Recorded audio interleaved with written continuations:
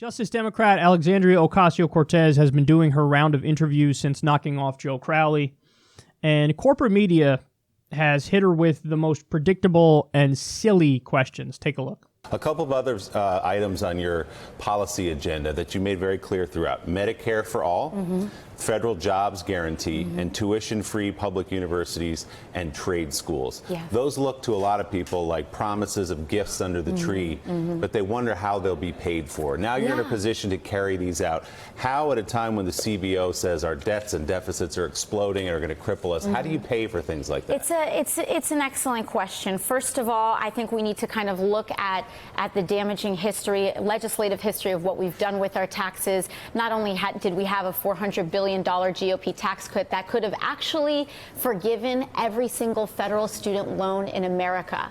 We spent that money in December, and we spent it on tax cuts for the corporations and the very rich. But it means reviewing the Bush tax cuts. It means making sure that also that we understand the power of the purse that Congress has, that, when the United States was in the Great Depression, that is when we pursued the New Deal. It was when people precisely said we have the least amount of ability to do this, that we actually committed to an economically ambitious agenda that transformed the future and the course of this nation. And I think that it is absolutely possible, but what it takes is the political courage to do it. To raise taxes, to roll back the tax cuts. And not only that, but also understand that that the federal government does have the ability, in the similar way that we had in the New Deal, to spearhead some of this agenda and some of that financing as well.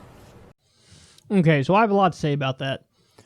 First of all, she's much more, let's say, unthreatening than I would be in her position. And I think that's why she's gotten some decently positive coverage since she knocked off Crowley.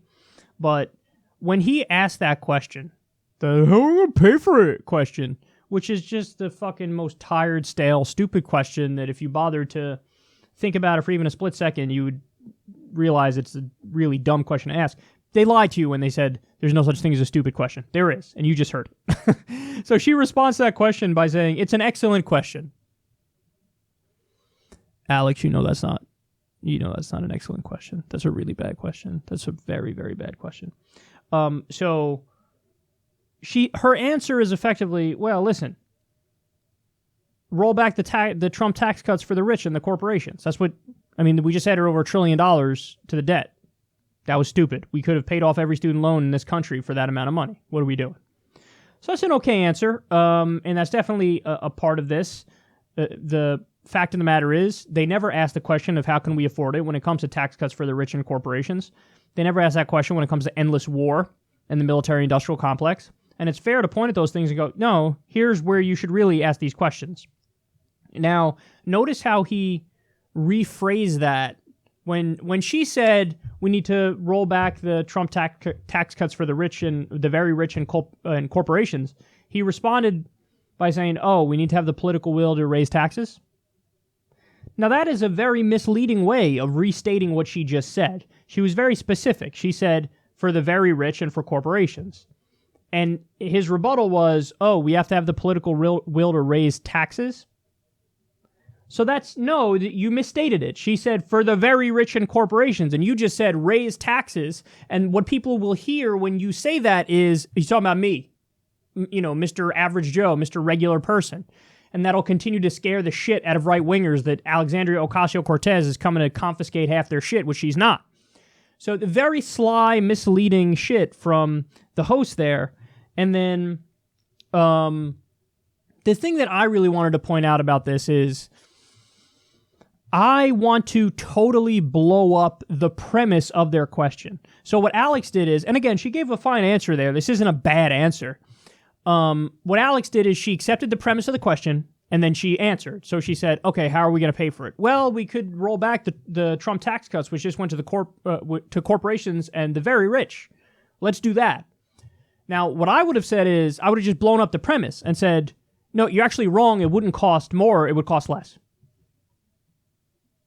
And that really puts them, throws them for a loop because they've never heard that before. But then you point out the numbers. Hey, listen, if we do a Medicare for all system, it costs $32 trillion over a 10-year period. That's a big number, right? 32 trillion. Guess what? If we didn't do Medicare for all, our current system would cost 49 trillion over a 10-year period. That means we are net saving $17 trillion if we do a Medicare for all system. So we cover everybody, we get better health outcomes, and we spend less money. Where's the downside? Medicare for all is objectively the correct answer. Every other developed country has one version or another of a single-payer system. We're just following the rest of the developed world. That's it. That's it. So,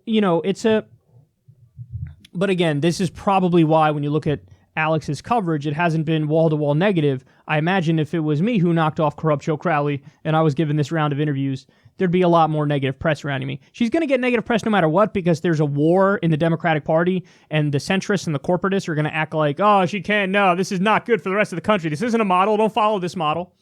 But I imagine I would have generated much more negative press because I'm a lot more confrontational and I get actively annoyed by questions like that because that's not a good question. That's a really shitty question. It's a really shitty question, and that question, whether or not they realize it, is designed to derail basic progress in this country.